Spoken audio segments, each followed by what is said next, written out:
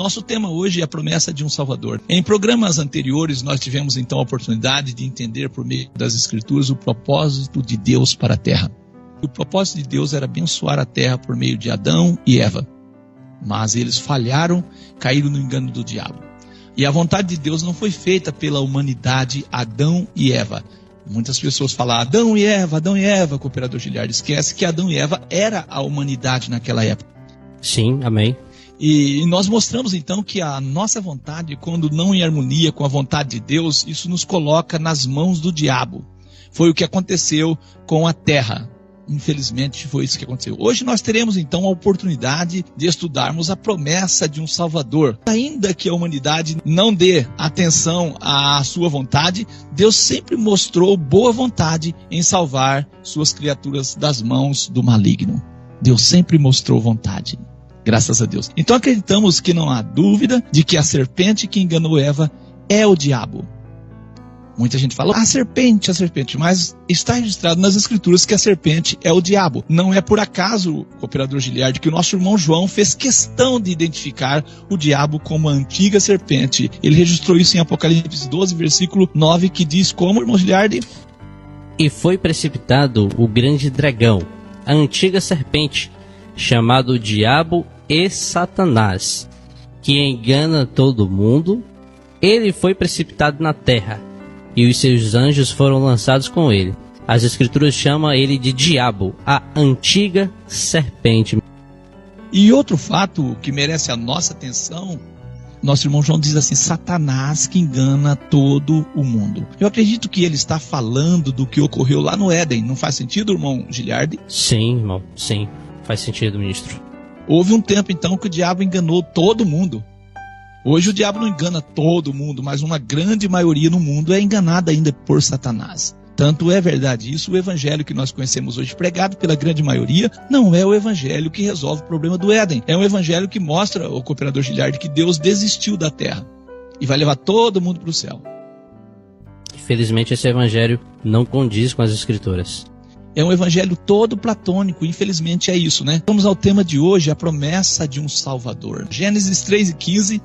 E porei inimizade entre ti e a mulher, e entre a tua semente e a sua semente. Esta ferirá a cabeça, e tu lhe ferirás o calcanhar. A gente vê uma inimizade entre as duas sementes, da serpente e da mulher. Né, ministro Lucas?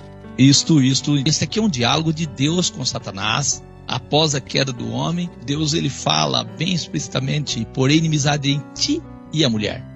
Entre Satanás e a mulher, entre a tua semente, semente da mulher e a semente do diabo. Esta, que é a semente da mulher, te ferirá a cabeça. E Satanás feriria a semente da mulher no calcanhar. Então o versículo inicial, tirado do seu contexto, fica sem sentido. Por isso nós convidamos a cada um dos nossos ouvintes a ler o versículo dentro do seu contexto, para termos uma melhor compreensão. Então vamos para Gênesis 3, versículo 1 ao 7, e aí encontraremos um sentido no versículo de Gênesis 3:15. Amém. Amém? Ora, a serpente era mais astuta que todas as animalhas do campo que o Senhor Deus tinha feito. E esta disse à mulher: é assim que Deus disse, não comereis de toda a árvore do jardim? E disse a mulher à serpente: do fruto das árvores do jardim comeremos. A serpente está conversando com a mulher. Mas do fruto da árvore que está no meio do jardim, disse Deus: não comereis dele, nem nele tocareis, para que não morrais. Então nós vemos Eva respondendo para a serpente o que Deus disse. Então o que é que a serpente responde depois que Eva fala? A serpente disse à mulher: certamente não morrereis. Essa aqui é a primeira mentira de Satanás, né, ministro Lucas? Sim, a primeira mentira do diabo. Não morrereis. Negando a morte, né? Verso 5. Porque Deus sabe que no dia em que deles comerdes, se abrirão os vossos olhos e sereis como Deus, sabendo o bem e o mal. E viu a mulher que aquela árvore era boa para se comer e agradável aos olhos, e a árvore desejável para dar entendimento. Tomou do seu fruto e comeu. E deu também a seu marido, e ele comeu com ela. Então foram abertos os olhos de ambos e conheceram que estavam nus. e cozeram folhas de figueira e fizeram para si aventais. Então nós vemos aí o princípio do problema causado pela antiga serpente chamada o diabo, ministro Lucas. Então muita gente não consegue acreditar neste relato. Muita gente não consegue acreditar nesse relato. Porém, toda a Escritura só encontra sentido se acreditarmos que Deus criou o mundo para ser o seu reino. Eva duvidou da palavra de Deus e desobedeceu sua palavra. E por causa da desobediência de Eva e Adão, o inimigo conseguiu trazer a maldição à terra. Se nós não conseguirmos acreditarmos nisso, não fará sentido as Escrituras. Gênesis 3, versículo 7 ao 9. Então foram abertos os olhos de ambos e conheceram que estavam nus e cozeram folhas de figueira e fizeram para si aventais. E aí acontece um fato, irmão Giliardo, interessante. E ouviram a voz de Deus que passeava no jardim pela virada do dia, e esconderam-se Adão e sua mulher da presença do Senhor Deus entre as árvores do jardim. E chamou o Senhor Deus a Adão e disse-lhe: onde estás? Que tristeza, né? Eles ouviram a voz de Deus chamando por eles, como sempre fazia na viração do dia. Mas nesse dia Adão e Eva estavam o quê? Adão e Eva escondidos entre as árvores do jardim. Infelizmente, houve um tempo também que a humanidade correu de Deus. Deus, ele é um Deus de amor, um Deus de misericórdia, está sempre pronto a buscar o homem, a mulher, em qual situação ele se encontra. Isso prova, meu amigo, que Deus não desistiu do ser humano. E olha a resposta de Adão, quando Deus chamou ele. Onde estás? Ele disse o que, irmão Giliardi? Ele disse: ouvi a tua voz soar no jardim, e temi, porque estava nu, e escondi-me. Então ele se escondeu da presença de Deus. Aí Deus disse: quem te mostrou que estava nu? Comeste toda a árvore de que te ordenei que não comesse. Então nós vemos aí que o homem se escondeu, temendo, porque tinha pecado diante de Deus, ministro Lucas. Infelizmente, é como diz o profeta Isaías: eis que as mãos do Senhor não estão encolhidas, nem seus ouvidos agravados, para que não ouça, não é? Mas os vossos pecados têm feito separação entre mim e vós. Infelizmente. Qual foi a resposta de Adão, então? Quando Deus diz: quem te mostrou que estavas nu?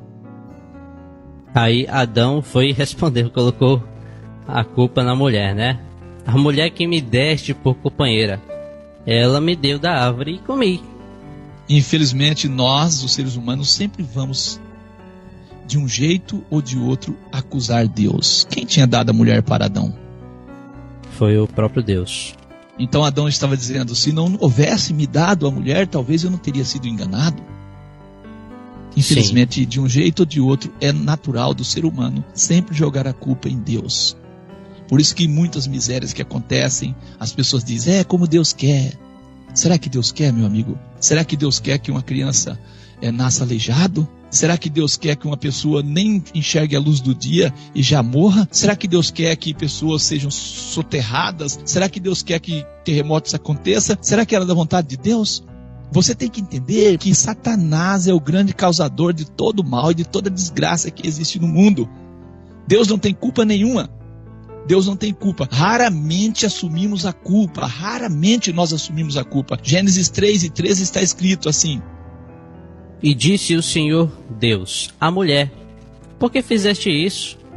E disse a mulher: a serpente me enganou e eu comi. Ela disse, né? Isso. Ah, se não fosse a serpente, não teria sido enganada. Verdade. E quem tinha jogado o diabo dos céus? O próprio Deus fazendo juízo. E agora juízo. ela dizia de novo que a culpa não era de quem? Dela. Isso, exato.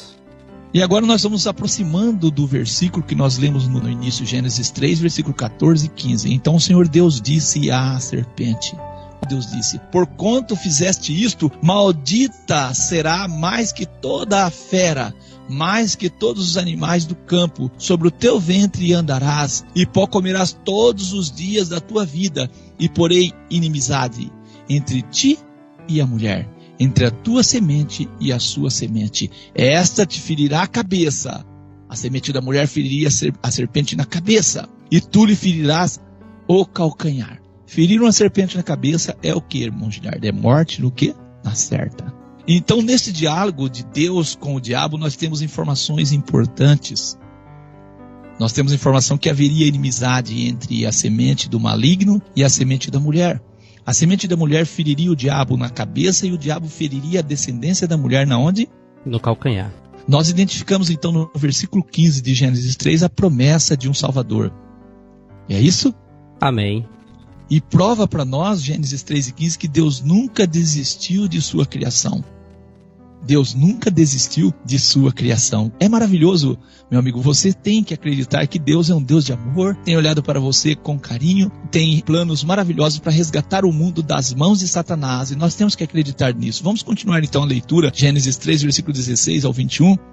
Deus dizendo à mulher: multiplicarei grandemente a tua dor e a tua conceição. Com dor darás à luz filhos, e o teu desejo será para o teu marido, e ele te dominará. E Deus disse também a Adão: porquanto dertes ouvidos à voz de tua mulher, e comerte da árvore de que te ordenei, dizendo: não comerás dela, maldita é a terra por causa de ti. Maldita é a terra por causa de ti. Com dor comerás dela todos os dias da tua vida. Então nós vemos que a terra se tornou maldita a partir do momento que o pecado entrou no mundo, através de Adão. E ele diz assim, com dor comerás dela todos os dias da tua vida. Verso 18: espinhos e cardos também te produzirá, e comerás a erva do campo. No suor do teu rosto comerás o teu pão, até que te tornes a terra, porque dela foste tomado, porquanto és pó, e em pó te tornarás. Então o que é que nós vemos? Que o homem é pó, ele vai retornar, tirando de vez essa doutrina platônica que diz que o homem é imortal. Deus, na sua criação, diz, quando o pecado entrou no mundo, que ele voltaria ao pó. Verso 20: e chamou Adão o nome de sua mulher Eva, porquanto era mãe de todos os viventes. E fez o Senhor Deus a Adão e a sua mulher túnicas de pele. Interessante esse verso. Túnicas de pele, e os vestiu, ministro Lucas. É assim que diz a leitura. Amém. Maldita é a terra por causa de ti.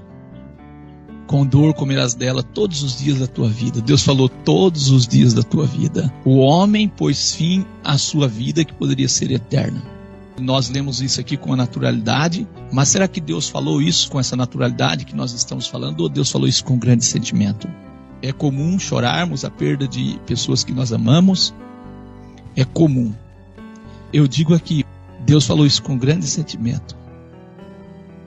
Quando Deus disse: te tornarás ao pó, Deus falou isso com grande sentimento. Eu creio que nunca houve um luto tão grande como esse de Deus ao olhar o seu projeto desfalecer, ao ver o seu projeto, assim, o projeto maravilhoso que ele tinha feito para a vida de Adão e Eva ser, assim, desmanchado pelo diabo. E é comum acreditarmos que a primeira morte ocorrida na terra foi a de Abel. Porém, essa não é a realidade.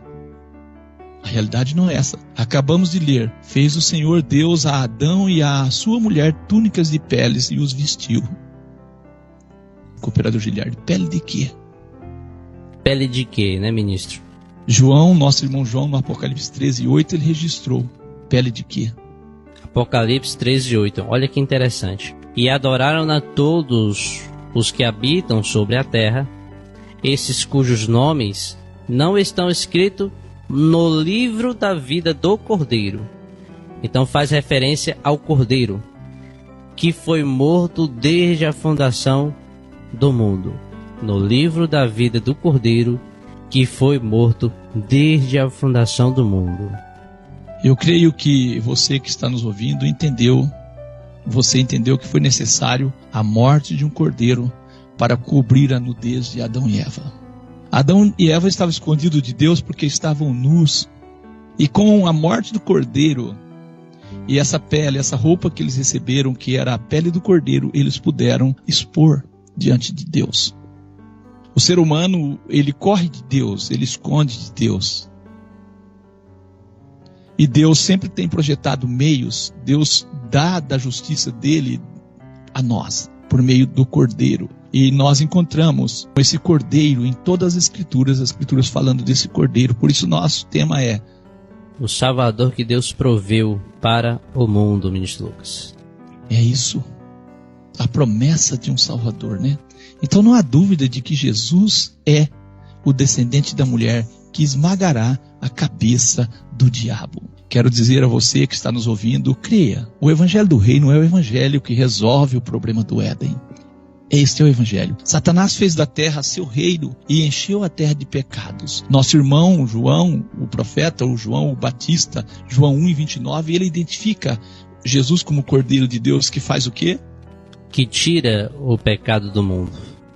Este é o Evangelho. Satanás fez da terra seu reino e encheu a terra de pecados. Nosso irmão João, o profeta, o João o Batista, João 1:29, ele identifica Jesus como o Cordeiro de Deus que faz o quê? Que tira o pecado do mundo. Então João, ao ver Jesus às margens do Jordão, no dia seguinte João viu a Jesus que vinha a ele e diz: Eis o Cordeiro de Deus, que tira o pecado do mundo. Amém. Então, desde a queda do homem no Éden, Deus projetou meios para salvar o mundo das mãos do diabo. E a salvação que as Escrituras apresentam não tem relação nenhuma com ir ao céu, como também a perdição apresentada nas Escrituras não tem relação nenhuma com o inferno da mitologia grega. 1 João 3:8 está escrito: quem comete o pecado é do diabo, porque o diabo peca desde o princípio. Para isso, o Filho de Deus se manifestou, para desfazer as obras do diabo. O Filho de Deus se manifestou para desfazer as obras do diabo. Que obras, né, ministro Lucas? Sim, e onde essas obras estão sendo feitas? Não é na terra? Exatamente. Então Jesus foi enviado ao mundo com que propósito? Desfazer as obras do diabo. Desfazer as obras do diabo. Também João 3, versículo 17, está escrito: porque Deus enviou seu Filho ao mundo, não para que condenasse o mundo, mas para que o mundo fosse salvo por ele. O mundo fosse salvo por ele. Uma coisa está clara, não está? Não foi para condenar o mundo. O mundo precisava de um Salvador.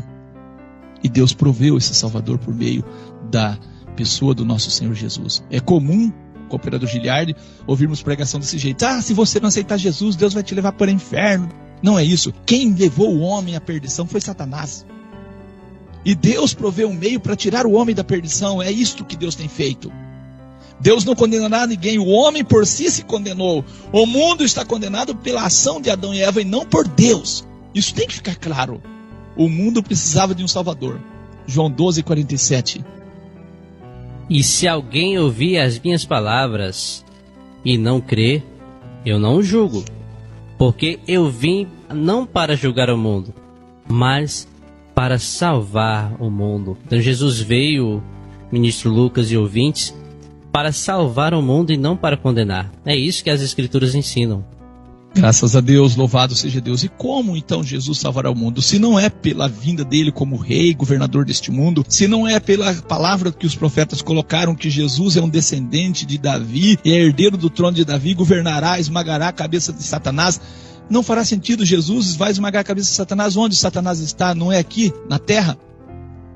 Não fará sentido salvar o mundo e destruir o mundo, pôr fogo no mundo. Deus nunca pensou em pôr fogo no mundo. Deus nunca pensou em destruir o mundo. João 3:16 está escrito: porque Deus amou ao mundo de tal maneira que deu seu Filho unigênito, para que todo o que nele crê não pereça, mas tenha a vida eterna. O homem perdeu a vida eterna. O mundo se perdeu. O mundo precisa de ser salvo e o homem precisa da vida eterna. Então a maior explicação é por quê. O maior ser é quem, irmão? Deus. Deus. O maior mandamento é o quê? Amou. Amou. O maior alvo do amor de Deus é o quê? Ao mundo. Aí a maior intensidade é o de tal maneira. A maior dádiva que Deus deu. Amém. E a maior expressão de Deus é o quê? O seu filho unigênito. E a maior abrangência? Para que todo. E a maior condição? O que nele crê. E a maior condenação? Não pereça, E a maior conquista? mas tenha E a maior esperança? a vida eterna. Graças a Deus por isso, eu creio nesta palavra. Eu creio no que nosso irmão João diz. No dia seguinte, João viu a Jesus que vinha para ele e diz: eis o Cordeiro de Deus que tira o pecado do mundo. Não faz sentido, meu amigo, minha amiga, Jesus tirar o pecado do mundo e depois Deus por fogo ou destruir o mundo. Jesus reinará e desfará as obras do diabo. Ele é o Cordeiro de Deus que tira o pecado do mundo. O pecado é a causa do mal no mundo, infelizmente. E o evangelho que nós pregamos resolve o problema que surgiu no Éden. Eu repito, cooperador Giliardi, eu repito, pregar um evangelho que não resolve o problema que surgiu no Éden é a mesma coisa de ter um diagnóstico de uma doença e tomar remédio contrário ou errado. A terra foi e é um presente de Deus aos seres humanos. E Deus, segundo as Escrituras, fez tudo o que precisávamos para que nada faltasse aos seres humanos. Gênesis 1:31. E viu Deus tudo quanto tinha feito, e eis que era muito bom. E foi a tarde e amanhã, o dia 6. Então nós vemos tudo o que Deus faz, eis que não era bom, mas era muito bom. Então as obras de Deus são boas, ministro Lucas. Deus projetou um maravilhoso lar para Adão e Eva.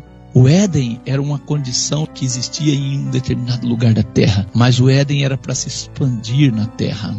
Era isso que Deus queria. Então Deus, ao ver as obras do diabo manifestas na terra, sabia que a terra seria maldita. E Deus disse a Adão e Eva: por quanto deste ouvido à voz da tua mulher, Deus disse a Adão: por quanto deste ouvido à voz da tua mulher e comeste da árvore de que te ordenei, dizendo: não comerás dela, maldita é a terra por causa de ti. Com dor comerás dela todos os dias da tua vida. Gênesis 3, versículo 17. Assim tem sido, não tem? Sim. Falam mal da terra, querem ir ao céu, dizem que Deus vai tirar eles para o céu, um lugar melhor, sendo que a terra está sendo maldita por causa dos seus moradores. E mesmo as Escrituras afirmando o contrário, eles ainda continuam acreditando que irão, sim, ser levados aos céus. Infelizmente, os seres humanos sempre procuram atalhos e não caminhos. Eu oro sempre nas minhas orações: venha o teu reino, para que a tua vontade seja feita na terra como é feita nos céus. Em Mateus 6, versículo 10 está registrado isso. Desde que o diabo manifestou as suas obras na terra, a vontade de Deus deixou de ser praticada pela grande maioria, uma grande maioria. E nós lemos, irmão Giliardi, em 1 João 3:8, que quem comete o pecado é de quem? É do diabo. Porque o diabo peca desde o princípio. Para isso o Filho de Deus, não diz que foi Deus que se manifestou, diz o Filho de Deus. Sim. O Filho de Deus se manifestou para desfazer as obras de quem? Do diabo. Aquele que peca desde o princípio. Justo. E o Filho de Deus se manifestou para desfazer as obras do diabo. E onde é que as obras do diabo estão sendo feitas? No céu não, Deus não deixou ele lá. Mas na terra. Na terra as obras do diabo estão sendo feitas. E para isso, e por isso, o Filho de Deus se manifestou para desfazer as obras do diabo. Se Deus vai tirar as pessoas aqui da terra e levar para os céus, ele desfez as obras do diabo, irmão? De maneira nenhuma. Se Deus pôr fogo na terra, ele está desfazendo as obras do diabo ou as obras dele? Está desfazendo as obras da sua criação. Então Deus não fará isso. Deus desfará as obras do diabo por meio de Jesus. Amém. Então a terra que nós conhecemos hoje não foi criada assim. Ela sofreu uma mudança por meio das obras de quem? Do diabo. Como? Foi consequências da obra do diabo que a terra está desse jeito. Sim, e nós temos que acreditar nisso. Acreditar nisso é essencial para a compreensão do evangelho que salva o mundo. Crer o contrário, não há como compreender o plano de Deus de salvação do mundo se não compreendermos isso. Então é dar remédio para uma doença que você foi diagnosticado com uma doença e precisa tomar uma medicação, está tomando outra medicação e a doença está evoluindo. E nós acreditamos que Jesus é o descendente da mulher que esmagará a cabeça do diabo. E em toda a Escritura, Jesus é identificado como o Salvador do mundo. Em Lucas 2, dos versos 10 ao 14, E o anjo lhes disse: não temais, porque eis aqui vos trago novas de grande alegria, que será para todo o povo, pois na cidade de Davi vos nasceu hoje o Salvador. Quem é o Salvador? Que é Cristo, o Senhor. E isto vos será por sinal: achareis um menino envolto em panos e deitado numa manjedoura. E no mesmo instante apareceu com um anjo uma multidão dos exércitos celestiais, louvando a Deus e dizendo: glória a Deus nas alturas, paz na terra, boa vontade para com os homens. Então nós vemos que, apesar de todo o comportamento, ministro Lucas, mesmo com todas essas consequências, mas Deus, Ele sempre vai querer salvar a humanidade, e o meio que Ele fez para salvar a humanidade vem da palavra da raiz, o quê? Salvador. Quem é o Salvador? Jesus Cristo, o Senhor. Glória a Deus. Louvado seja Deus por estas palavras. Amém? Amém. Não fiquem assustados, porque eu trago para vocês novas de grande alegria, que será para todo o povo. Pois na cidade de Davi vos nasceu hoje o Salvador, que é Cristo, o Senhor. E vocês encontrarão um sinal assim: achareis um menino envolto em panos e deitado numa manjedoura. E aí no mesmo instante apareceu com os anjos uma multidão dos exércitos celestiais, louvando a Deus e dizendo: glória a Deus nas alturas, paz na terra, que é o que a terra precisa. E falando boa vontade para com os homens. Deus tem boa vontade para com os homens. Deus tem boa vontade para com você, meu amigo. Deus tem boa vontade para comigo. E assim como Deus, ao ver Adão e Eva escondidos, teve grande sentimento de tristeza, Deus também, ao olhar para os homens fugindo dele, ao olhar para as pessoas correndo dele, Deus sente grande tristeza, porque Deus proveu meios para que você fosse salvo. Deus proveu meios para que a humanidade fosse salva. E aí diz o texto: paz na terra, boa vontade para com os homens. Cooperador Giliardi, é comum nas épocas do Natal pagão, infelizmente, que as pessoas leem esse texto totalmente diferente. Elas dizem assim: paz na terra aos homens de boa vontade. Lembra? Glória a Deus nas alturas, paz na terra aos homens de boa vontade. Não é assim que eles falam? Sim, não faz sentido com o contexto. Qual é a boa vontade do homem? A vontade do homem é esconder de Deus. A vontade do homem é fazer a sua vontade própria. O texto diz não a vontade do homem, mas a boa vontade de Deus para com os homens. Ao enviar Jesus, o Cristo, Deus teve boa vontade para com os homens. Esta palavra, irmão Giliardi, Cristo, é pouco entendida pelas pessoas. Cristo quer dizer ungido. E sabe por quê, cooperador Giliardi, que muitas vezes as pessoas não querem acreditar que na palavra Cristo, na sua etimologia, que é ungido? Porque eles acreditam que Jesus é Deus. E uma vez que Jesus é Deus, ele não pode ser ungido, pode?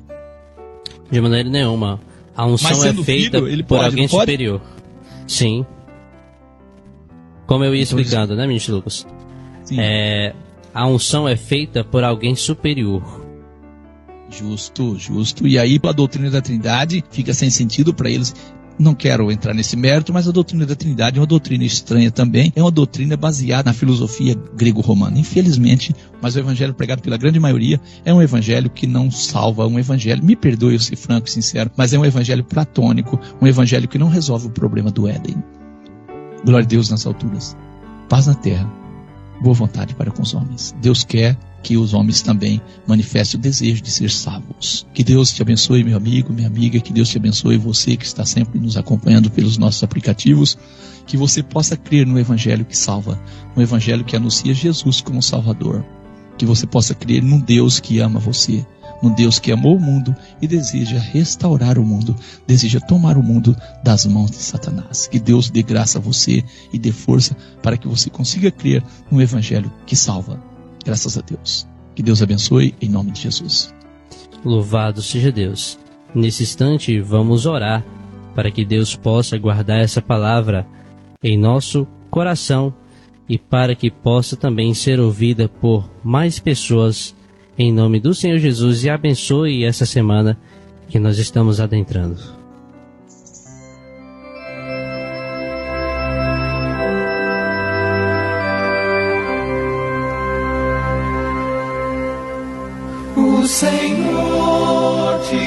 abençoe e te guarde, o Senhor faça resplandecer o seu rosto sobre ti e tenha misericórdia de ti.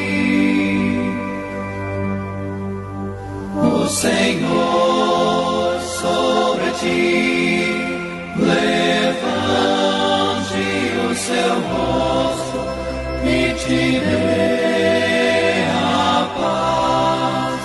O Senhor sobre Graças a Deus. Querido e eterno Pai, nós agradecemos ao Senhor por estarmos mais uma vez na Tua santa e misericordiosa presença, por a Tua palavra nesta manhã. Te agradecemos porque o Senhor tem sido um Deus de amor, de misericórdia, de bondade. Apesar, ó Deus querido, das nossas escolhas, muitas vezes, ó Deus querido, escolhas erradas, assim como Adão e Eva procuraram esconder de Ti. Infelizmente, os seres humanos hoje em dia ainda vivem, ó Pai, escondendo, buscando, ó Deus querido, estar assim longe da Tua presença. Nós, Senhor Deus eterno, sabemos que o Senhor é um Deus de misericórdia, de amor, tem provido para nós meios de salvação. Te agradecemos por Tua palavra nesta manhã, rogamos que o Espírito do Senhor, ó grande Pai, possa, ó Deus querido, dar, ó Deus querido, a condição para que cada pessoa possa entender o Teu querer e a Tua vontade, entender que o Senhor, ó Deus querido, tem boa vontade para com cada ser humano, tem boa vontade, ó Deus querido, para com este mundo, um mundo sofredor, um mundo que carece de um Salvador, e nós estamos pregando a pessoa do nosso Senhor e Salvador Jesus, o Cristo, como Salvador deste mundo, aquele de quem os profetas anunciaram como Salvador do mundo, aquele que foi anunciado no início no mundo, ó Deus querido, quando na fundação do mundo foi anunciado como a semente da mulher que esmagaria a cabeça da serpente. Nós acreditamos, oramos que o reino do Senhor venha, para que a vontade do Senhor possa ser feita na terra como ela é feita nos céus. Te agradecemos por mais um programa, em o nome do nosso Senhor e Salvador Jesus o Cristo. Amém, amém.